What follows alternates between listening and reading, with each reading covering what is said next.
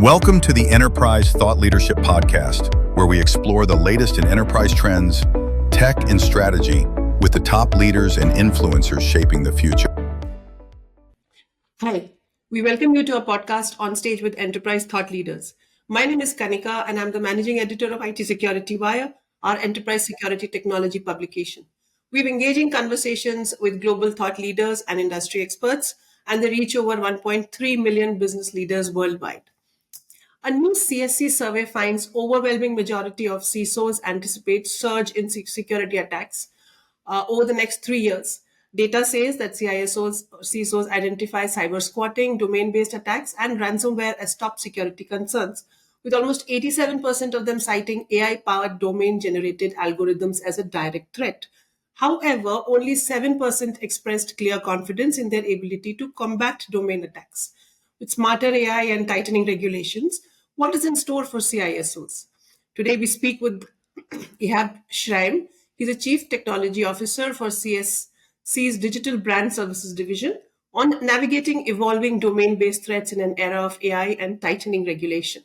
Welcome to the show, Ihab. It's great to have you here with us today. Thank you very much. Thank you for hosting me. I'm looking forward for our discussion. It's quite an exciting discussion because this is the topic where we think it's the missing link in the foundation elements of a cybersecurity posture. Right. And especially today, especially now with AI taking control of almost everything, these are the conversations we need to have. So just for our audiences, I want to speak a little bit about Ihab first. He's a CTO at CSC's Digital Brand Services, like I said. He's responsible for the vision, innovation, and product revenue growth within the company's cybersecurity domain, security, fraud protection, and brand protection lines of business. Ihab has a proven track record in devising business strategies to consistently deliver strategic growth through focused technology, innovation, go-to-market product strategies, and customer service excellence.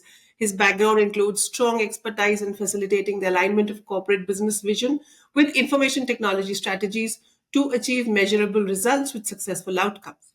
Ihab has developed cutting-edge, patented, disruptive technologies and services to deliver consistent year-over-year product revenue growth.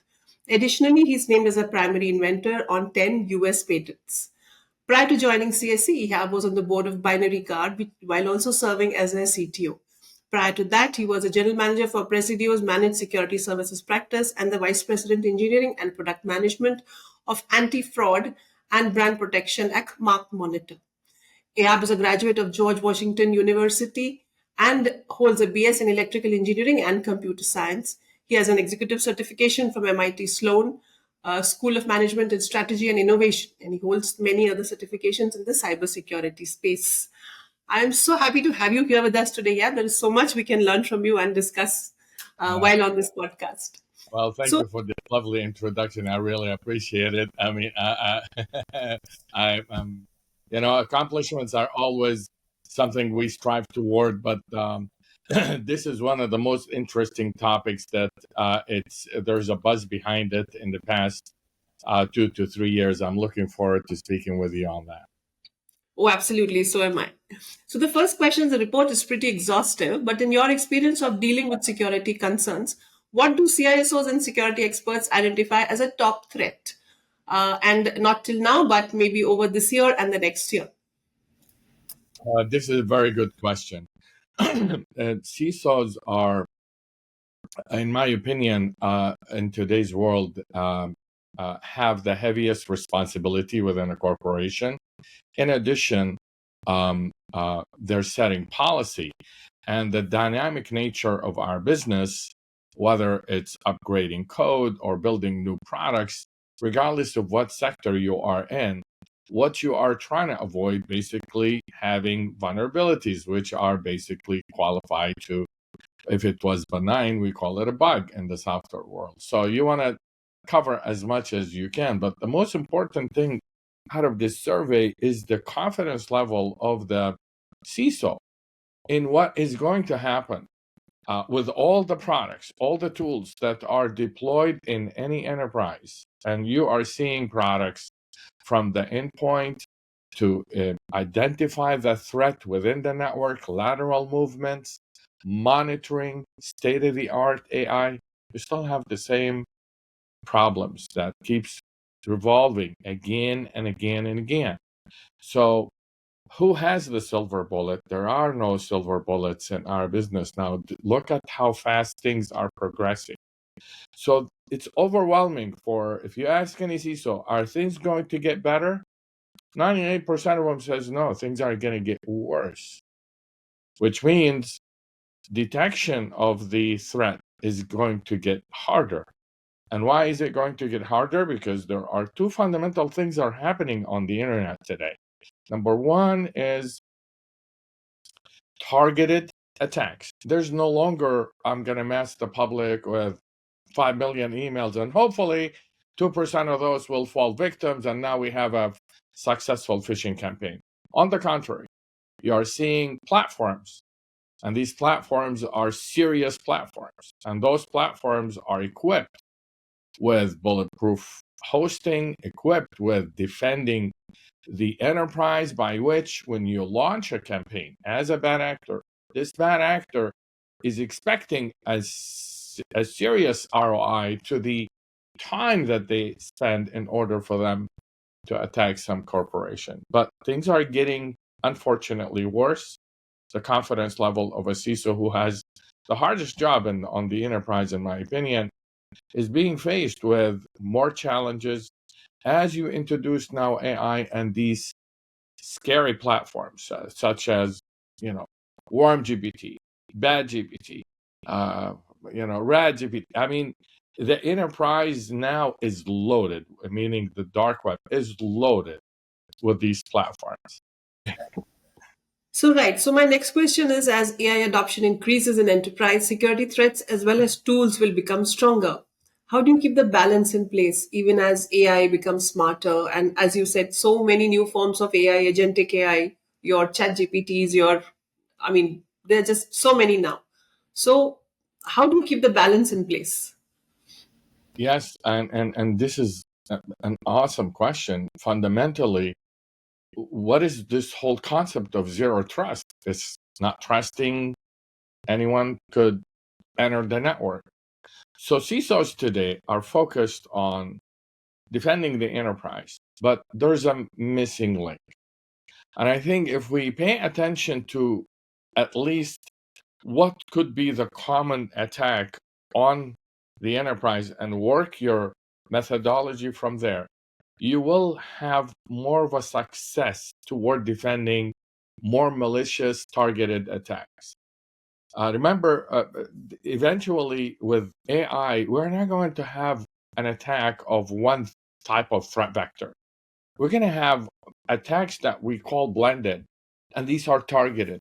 So how can you, as a CISO, defend against an actual serious DDoS attack, augmented with a malware attack that already took place and probably sitting inside his or her network? In addition to that, there's a massive phishing campaign against your brand. I just gave you three different threat vectors, and these can happen at the same time. Where are you going to focus as an organization? So you have to look at where is the low-hanging fruit. The threat of the bad actors are not going to go attack a fortress. Maybe as a challenge, they may do that, but if they are bad actors toward theft, identity theft, or corporate intellectual property theft, in such cases, they're interested to get in and create that ROI, that targeted ROI that the bad actor group were intending to do so. So what do? We have to have our open or exposed surfaces. They must be well defended, cannot be assumed to be well defended. And I have been conducting heavy studies in the past few years. You go to any conference, cybersecurity conference, and walk the vendor floor and ask that question to these security companies who are supposed to secure the enterprises, which they do a very good job. But fundamental questions will not be answered. Ask, who is your registrar? Most of them will start guessing. Who is your DNS provider? These are called exposed surfaces. You can hide them. You can hide your identity online. You can mask your who is record, but you cannot hide, for example, www.xyzcompany.com. You can't, that's your presence. That's how you speak to the world. You're in social media as a corporation. You are on e-commerce sites. You are on auction sites. You have an SEO that your marketing team is going after. You have a cloud presence. You have an on-site presence. So you have various integrations. You bought multiple companies. There are multiple brands. Where do you begin? So the missing link, and this is what we are speaking of. There's a missing pillar that you must take care of, which is your domain name portfolio. We wrap it under domain security. And why is that important? This is how bad actors begin. The platform generates a domain name. There's an algorithm in the old days, we call it domain generation algorithm. Now this domain generation algorithm has evolved into predicting what we classify as a dormant domain name, which is a domain name that will be acquired at low cost, and bad actors will sit on that domain name or that portfolio of domain names for a few months, and then they launch an attack. Now, as a company, as a CISO, how do you defend against that? Well, are you going to rely on the EDR or the email gateway?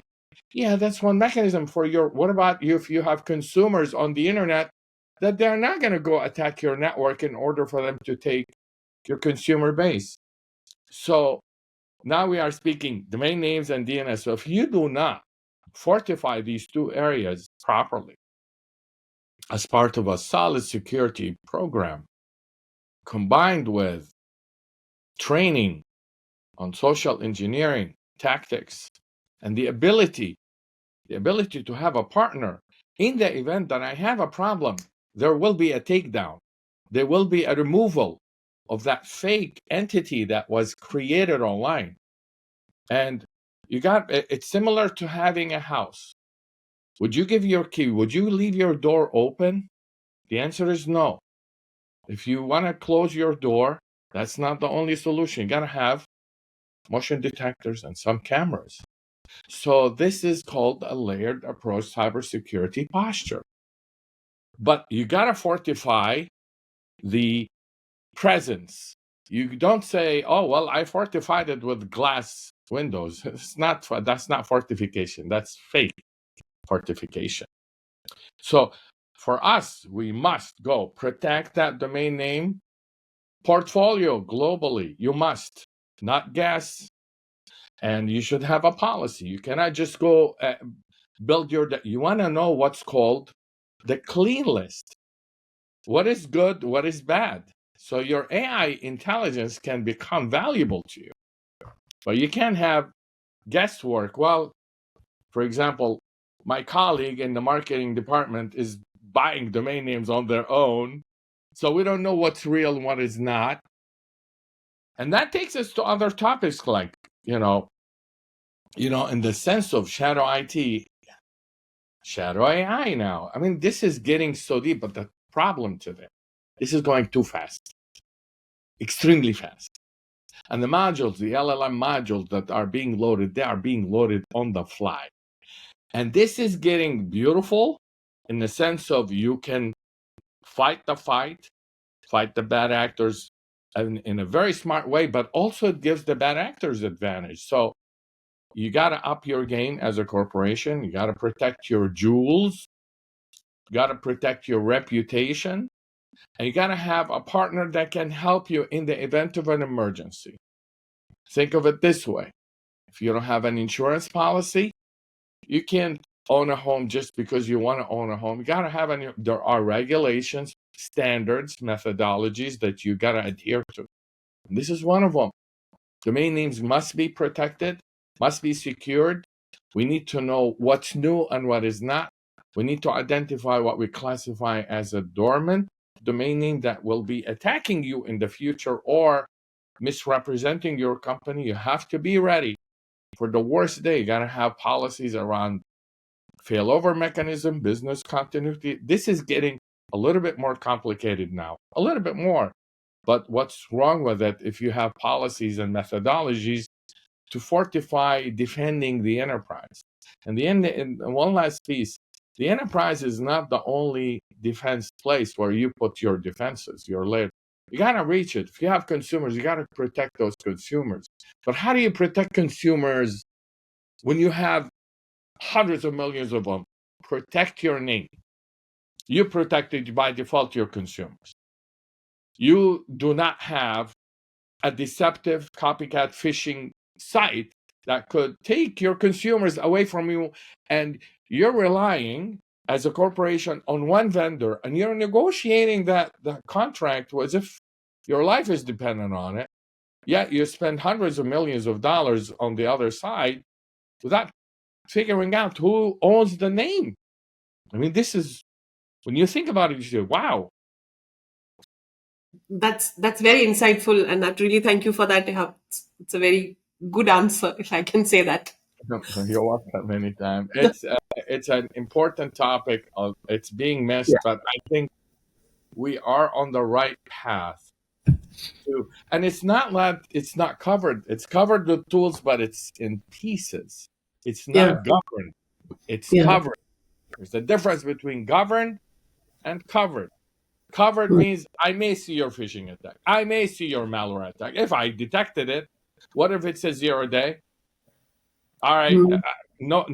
I mean, we're not putting hypotheses here to say somebody has that silver bullet. There is no silver bullet.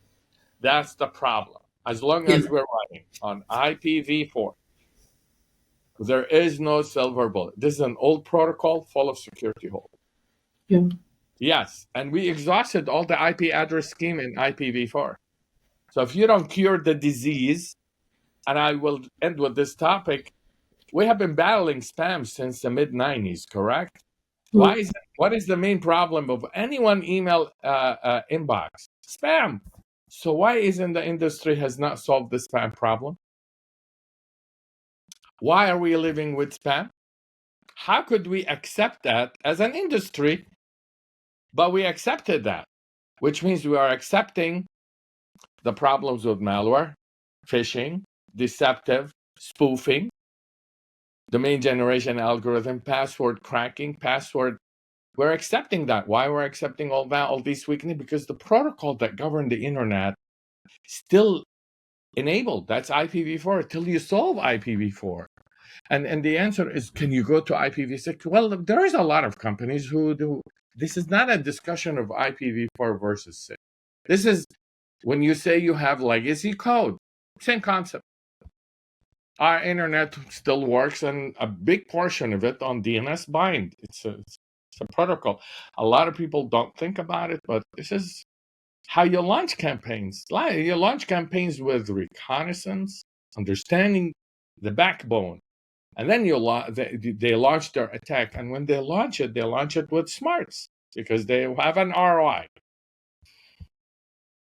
So now you need a layered approach solution to protect your enterprise. Yeah. So then may I ask, what are the technologies and the tools that are generally useful in such a scenario? Obviously, you are talking about not piecemeal, not siloed. You're talking about an integrated approach. Exactly. So what tools would you recommend for CISOs who are listening in that will best protect their interests? You must select good partners that are going to help you in the worst time and the best time. These partners, their data must be protected. You can say, oh, well, I'm partnering with this company, but the third party, their LLM model is open to the world. Oh, okay, we got into a problem here. What about code injection that we are all worried about? How do you know? Okay, let's hypothesize a little bit. In 2 years, we're going to have hundreds of thousands of LLM models out there. Do you agree? Yes. Okay, how do you know who's correct and who's not? How?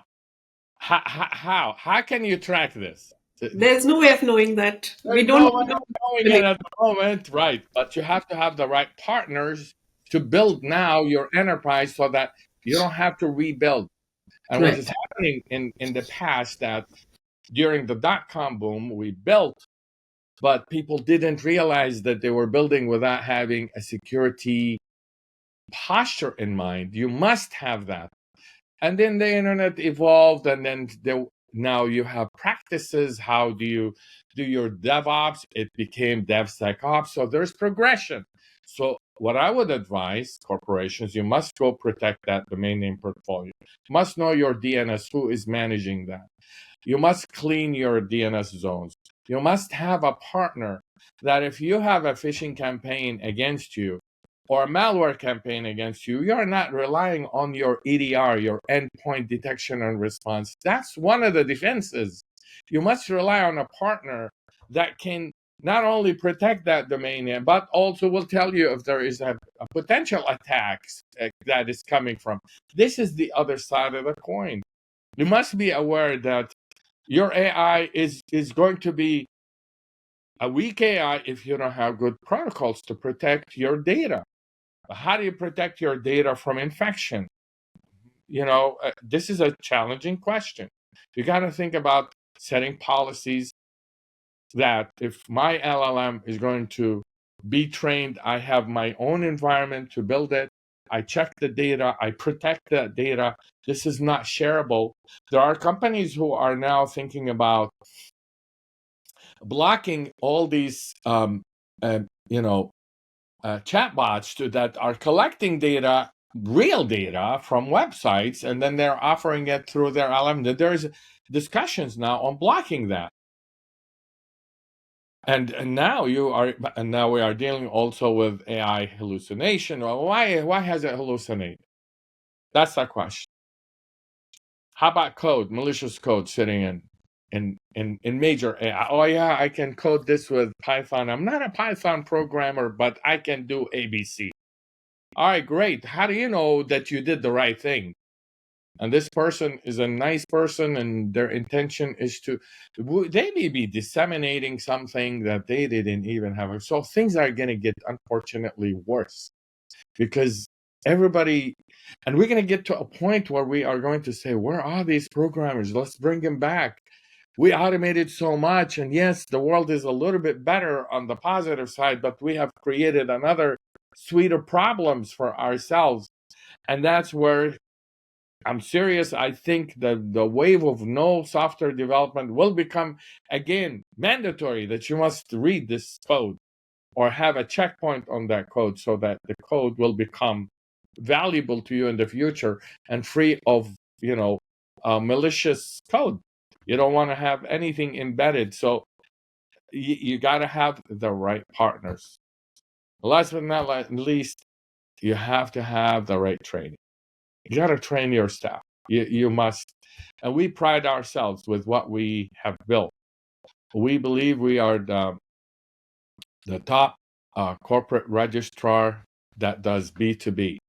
There are retail registrars and there are corporate registrars. You must become a cybersecurity conscious from the perspective of the exposed surfaces. This is not covered by, I will go search in a platform to do threat hunting. That's not what I'm talking about. I'm talking about active monitoring. Now, and what do I do if it goes south? Who's going to be for example, my enforcement partner, my takedown partner? And by the way, there's a discussion also, this is whack-a-mole. No, not if you deploy smart, intelligent solutions. You are in the AI world. We're not talking about takedowns. These are basics. We're talking about sophisticated methodologies by which you disallow that campaign and you disrupt that campaign that could be disseminating quite bad information on the brand. We call it brand abuse or counterfeit. If they are an e-commerce site, they use their counterfeit, meaning products, or unauthorized reselling of a product. How do you know? This is very important. I believe this is the missing pillar. And I always quote our